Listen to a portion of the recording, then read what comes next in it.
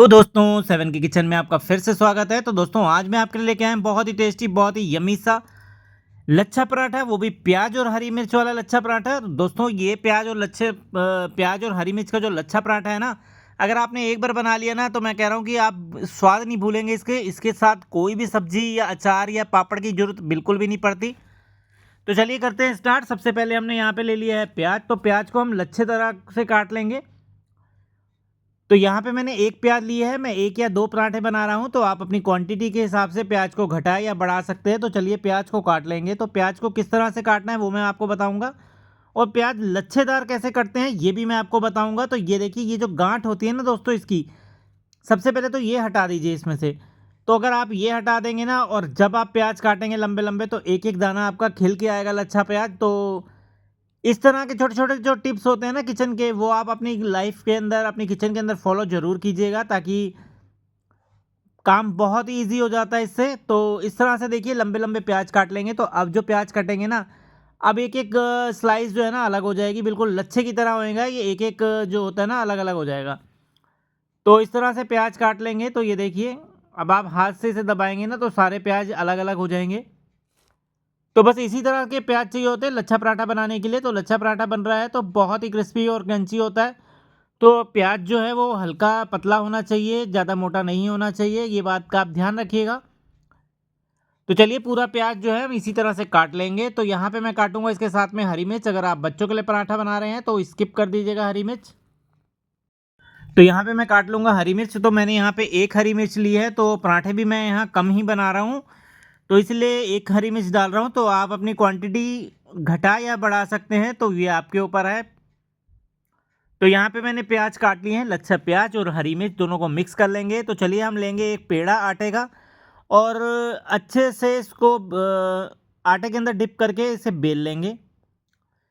तो देखिए पेड़ा मैंने थोड़ा सा मोटा ही लिया है और थोड़ा बड़ा ही लिया है। लच्छा पराठा बना रहे हैं तो लच्छा पराठा जो है ना थोड़ा चौड़ा ही बनता है, थोड़ा सा बड़ा सा बनता है। तो इसलिए हमने जो पराठा का आटा लिया है ना वो बड़ा ही लिया है। तो इस तरह से ले लेंगे। तो अब हम इसको बेल लेंगे, हल्के हाथ से बेलेंगे, और जैसे रोटी आप बेलते हैं उसी तरह से इसे बेलना है। और कोई भी इसमें मेथड नहीं है दोस्तों, इतना आसान होता है ना ये लच्छा पराठा बनाना। सबसे आसान मैं तो ये कहता हूँ कि लच्छा पराठा ही होता है। अगर आपके घर में कोई भी सब्जी या अचार कुछ भी नहीं पड़ा ना, तो आप ये लच्छा पराठा बना लेंगे ना एक बार, तो मज़ा ही आ जाएगा। तो यहाँ पे मैं हल्के हल्के हाथों से इसे बेल लूँगा। तो बेलने के बाद दोस्तों फिर हम इसमें लगाएंगे आगे देसी घी। तो ये देखिए, और दोस्तों आज मैं आपको बताऊंगा कि लच्छे पराठे की परत कैसे खुलती है और परत वाला कैसे बनता है। तो कई बार लोगों का जो पराठा होता है ना, लच्छा पराठा, वो चिपकना शुरू हो जाता है, मतलब उसकी परत नहीं खुलती। तो आज मुझे मुझे भी खुद देखने के बाद पता चला था काफ़ी वीडियो की इसकी परत खुलती कैसे है। तो यहाँ पे मैंने ले लिया है देसी घी। देसी घी लगाने के बाद इसको अच्छे से स्प्रेड कर लेंगे। आपके पास रिफाइंड हो तो आप रिफाइंड का भी यूज़ कर सकते हैं, अगर आप देसी घी यूज़ करना चाहें तो देसी घी भी यूज़ कर सकते हैं। तो यहाँ पे मैंने ले लिया है इसके अंदर देसी घी। देसी घी अच्छे से स्प्रेड करेंगे चारों तरफ। और दोस्तों पराठा बन रहा है तो पराठे की तो जान ही देसी घी होती है, देसी घी में ही पराठा बनता है। तो देसी घी जरूर आप इसमें लगाइएगा, क्योंकि अंदर आप लगाएंगे तो उससे क्या होता है, क्रंची भी रहता है, सॉफ्ट भी रहता है पराठा। तो यहाँ पे मैं डालूंगा स्वाद अनुसार नमक। नमक बहुत ही हल्का डालिएगा, ज़्यादा मत डालिएगा। तो नमक डालने के बाद यहाँ पे थोड़ी सी लाल मिर्च भी डाल देंगे। तो ये बात का ध्यान रखिएगा दोस्तों, हम जो हरी मिर्च है वो बाहर भी लगाएंगे, तो लाल मिर्च की क्वांटिटी को थोड़ा कम रखिएगा। तो यहाँ पे अब मैं लूँगा इसमें आटा, और जो मैं कह रहा था ना कि परत कैसे आती है और एक एक परत कैसे खुलती है वो मैं आपको ज़रूर बताऊँगा। तो यहाँ पे मैंने प्लेथन ले लिया है, जिसे हम आटा कहते हैं, सूखा आटा, और सूखे आटे को अच्छे से स्प्रेड करेंगे इसके ऊपर।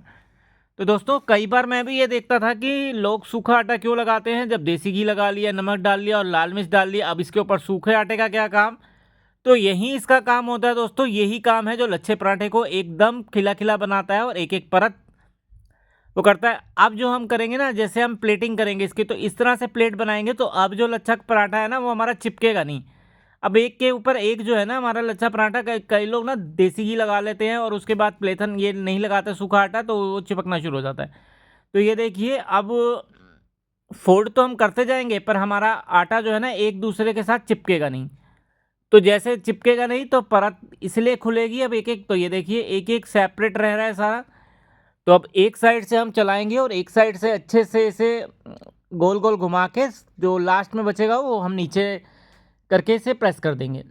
तो ये देखिए इस तरह से इसे गोल गोल करना है। तो गोल गोल करने के बाद जो एक्स्ट्रा आटा बचता है तो इसको हम उठा के इसके पेड़े के नीचे रखेंगे। तो इस तरह से रखेंगे और इस तरह से रखने के बाद इसे प्रेस कर देंगे ताकि ये खुले ना। तो ये देखिए इस तरह से रखना है और इसे अच्छे से प्रेस कर देना है।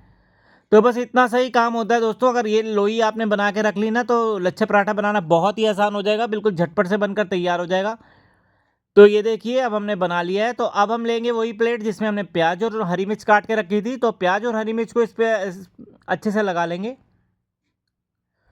तो आप चाहें तो इसके ऊपर थोड़ा सा पानी भी लगा सकते हैं जिससे कि प्याज और हरी मिर्च जो है आपके अच्छे से चिपक जाए, पर इसको अच्छे से इकट्ठा कर लेंगे और अब इसे पलट के ये देखिए इस तरह से अच्छे से प्रेस करेंगे ताकि प्याज और हरी मिर्च जो है ना इस पर अच्छे से चिपक जाए। तो ये देखिए चिपक गए हैं।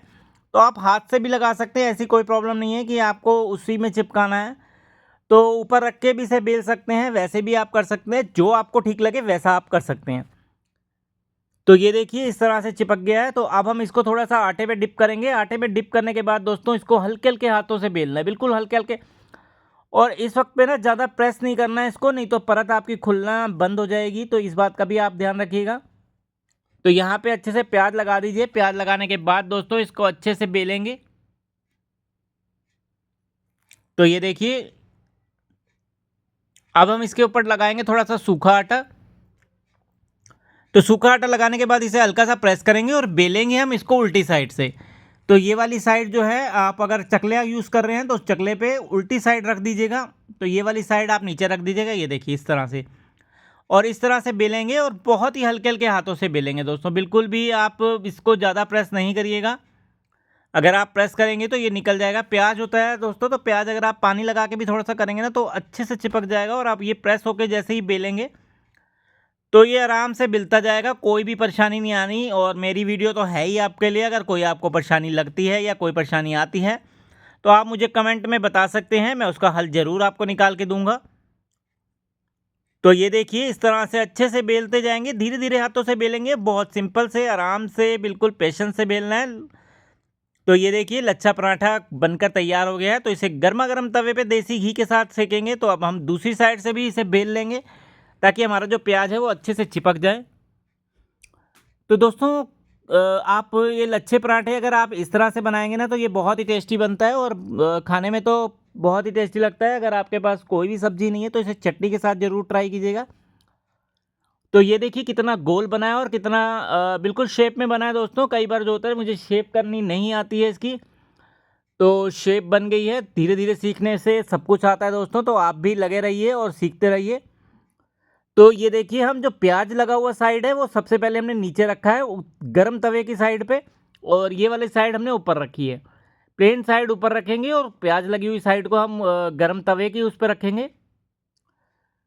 तो चलिए इसे अच्छे से प्रेस करके पलटेंगे। तो इस वक्त जो हमारे गैस का फ्लेम है दोस्तों वो हाई ही है। तो चलिए इसे पलट देते हैं। तो ये देखिए सिकना शुरू हो गया, बस इतना ही सिकेगा। उसके बाद हम देसी घी लगाएंगे। रिफाइंड आपके पास है तो रिफाइंड लगाइए, बटर है तो बटर लगा दीजिए। तो यहाँ पे मैं ले लूँगा देसी घी। देसी घी लगाने के साथ इसको अच्छे से स्प्रेड करते जाएंगे, स्प्रेड करते जाएंगे। और स्प्रेड करने के बाद दोस्तों इसे पलट देंगे। तो यहाँ गैस का फ्लेम मेरा हाई है। जब आप इसे पलटेंगे ना तो आप गैस का फ्लेम थोड़ा सा मीडियम कर दीजिएगा, बिल्कुल लो नहीं करना ना बिल्कुल हाई रखना है। तो ये देखिए तो यहाँ भी हम दूसरी साइड से भी अच्छे से सेक लेंगे इसे देसी घी लगा के। तो इस तरह से देसी घी लगाना है कि ज़्यादा भी देसी घी नहीं लगाना कि बिल्कुल ही ज़्यादा ऑयली हो जाए। तो इसलिए आप इस बात का भी ध्यान रखिएगा दोस्तों। पराठे खाने तो सभी को पसंद है पर ऑयल खाना ज़्यादा पसंद नहीं है। तो इस बात का आप ध्यान रखिएगा कि ज़्यादा फैट ना चढ़ जाए और ज़्यादा मोटे ना हो जाओ। वैसे तो अब आ रही हैं सर्दियाँ, तो सर्दियों में पराठे तो जान है। और कंट्रोल में ही खाइएगा दोस्तों, मैं तो यही कहता हूँ कि कंट्रोल में खाइएगा। इसलिए मैंने एक ही बनाया था, ज़्यादा नहीं बनाया वीडियो के लिए।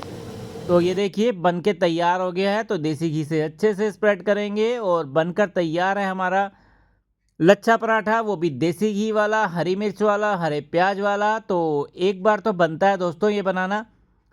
तो मेरी वीडियो कैसी लगी कमेंट करके ज़रूर बताइएगा। और करते हैं इसे सर्व हरी चटनी के साथ।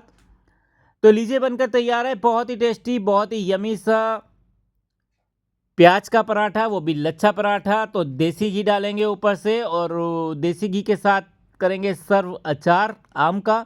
और आम के अचार के साथ दोस्तों ये बहुत ही टेस्टी लगता है। चटनी लीजिए, आम का अचार लीजिए, प्याज लीजिए और मज़े लीजिए, एंजॉय कीजिए लाइफ का। तो सर्दियां आने वाली हैं दोस्तों, सर्दियों में इसे ज़रूर ट्राई कीजिएगा एक बार।